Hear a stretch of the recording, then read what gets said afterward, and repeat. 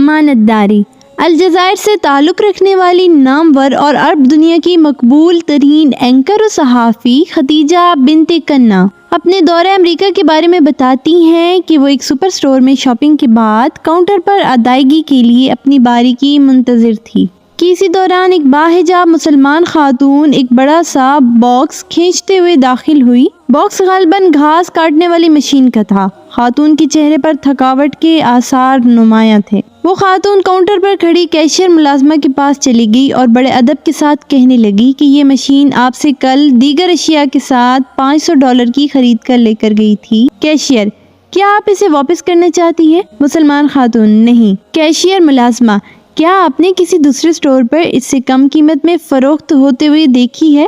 تو ہماری پالیسی آپ کو بقیہ رقم دینے کے لیے بھی تیار ہے، مگر اس کے لیے آپ کو دوسرے سٹور کی قیمت کا ثبوت دکھانا ہوگا۔ مسلمان خاتون کہنے لگی کہ ان وجوہات میں سے کچھ نہیں ہے، بلکہ میں نے کل آپ سے دیگر اشیاء کے ساتھ یہ مشین خریدی تھی جس کی ادائیگی کریڈٹ کارڈ کے ذریعے کر دی گئی تھی۔ پھر اس سامان کو اٹھا کر میں اپنی رہائش گاہ پر لے گئی جو یہاں سے تقریباً 2 گھنٹے کی مسافت پر واقع ہے، لیکن جب میں گھر پہنچی اور بل دیکھا تو مجھے معلوم ہوا کہ آپ نے مجھ سے دیگر اشیاء کی قیمت تو وصول کی ہے، مگر اس مشین کی قیمت آپ وصول کرنا بھول گئی ہیں۔ یہ سنتے ہی کیشیئر ملازمہ نے اٹھ کر خاتون کو گلے لگا لیا اور آنکھوں میں اترتے آنسوؤں کو جذب کرنے کی کوشش کی، جس بات سے محمور لہجے میں کہنے لگی، پھر کس چیز نے آپ کو 4 گھنٹے کی مسافت طے کرنے اور ملازمت سے چھٹی لینے پر مجبور کیا؟ مسلمان خاتون نے بڑی سادگی سے بولا کہ امانت داری نے، اور پھر انگریزی میں اسے امانت کے بارے میں اسلامی تعلیمات کی تشریح کرنے لگی۔ یہ سن کر ملازمہ اٹھ کر شیشے کے کیبن میں بیٹھی ہوئی مینیجر خاتون کے پاس گئی۔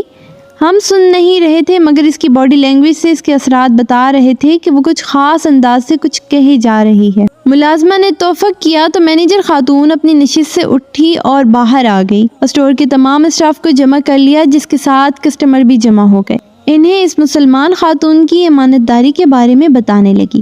مسلمان خاتون خاموش کھڑی رہی، جس کے چہرے پر حیا کی پرچھائی بکھری ہوئی تھی۔ یہ سننے کے بعد اسٹاف نے مسلمان خاتون سے اسلام میں امانت اور دیانت داری کے بابت سوال کیے، جس کے جواب میں اس نے بڑے نپے تولے انداز میں دینی معلومات کی روشنی دی۔